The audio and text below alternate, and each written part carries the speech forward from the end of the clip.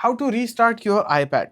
This can be especially helpful when your iPad is frozen or you just want to restart it without having to press the power button again.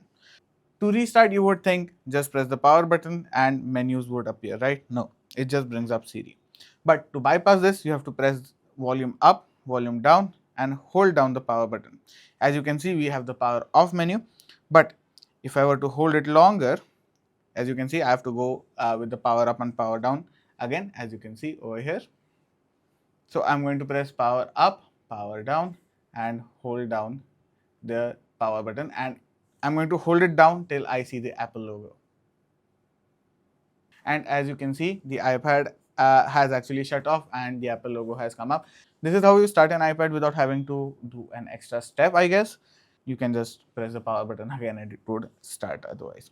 Hopefully this video has been helpful. If it has been, do make sure to like, share and subscribe. See you in the next video, guys.